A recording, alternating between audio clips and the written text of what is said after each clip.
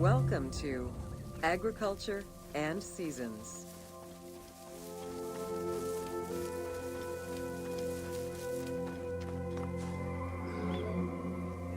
While crops were cultivated in different oases around the desert, most of the arable lands were near the Nile. Two types of cereal grain were cultivated, barley and an ancient wheat known as emmer.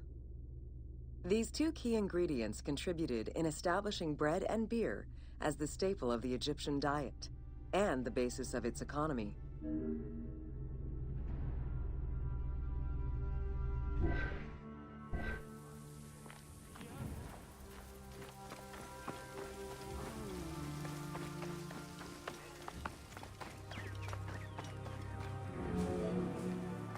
The Ptolemaic era created an agricultural revolution with the introduction of advanced agricultural techniques and new grain types such as rice, durum wheat, and pearl millet.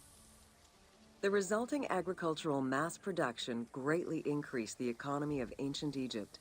It also prompted the development of storage and transportation, allowing long-distance trade with other regions.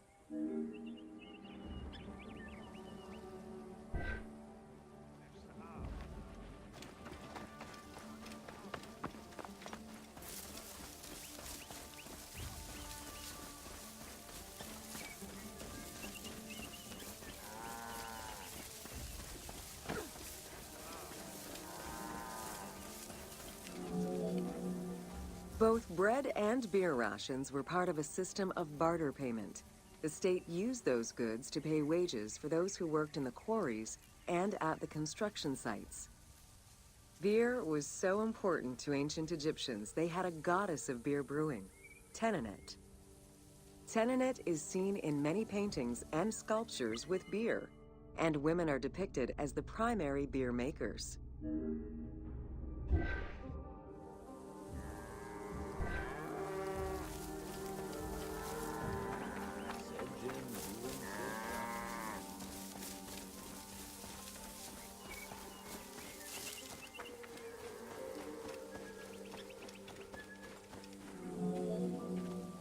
In order to increase agricultural production, fertile land was divided into plots and large agricultural villages were encouraged. The state and temples were the biggest landowners. Depending on the region, fertile land was managed by civil servants or rented to individuals. Ancient Egyptians relied on rudimentary tools for land cultivation. Soil was broken down with hoes, and wing plows were used to make furrows.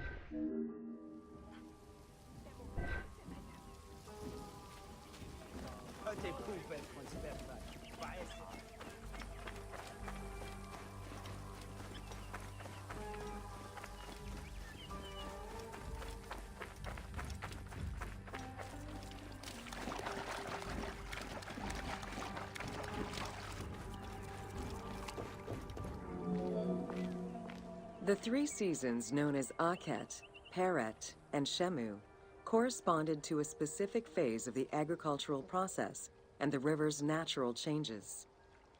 Akhet was the time of the flood, beginning with the appearance of the star Sirius in July. Peret was the time when lands were cultivated, plowed, and sown. This fell between October and November. Shemu ran from May to September and was when harvesting and taxation began.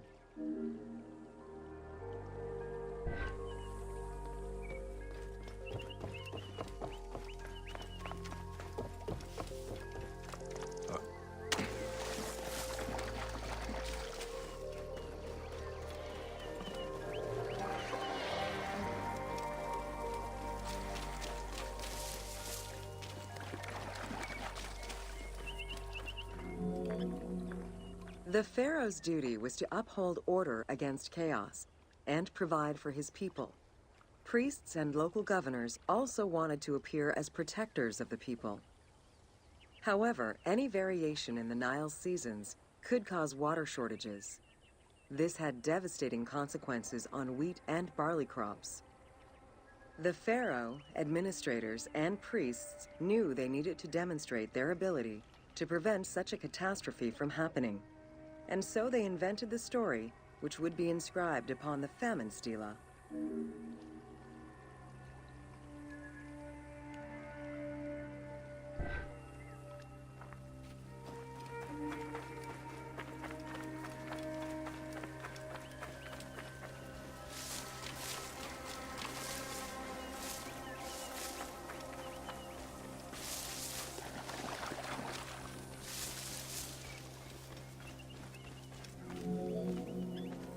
The story begins with the pharaoh worried for his people.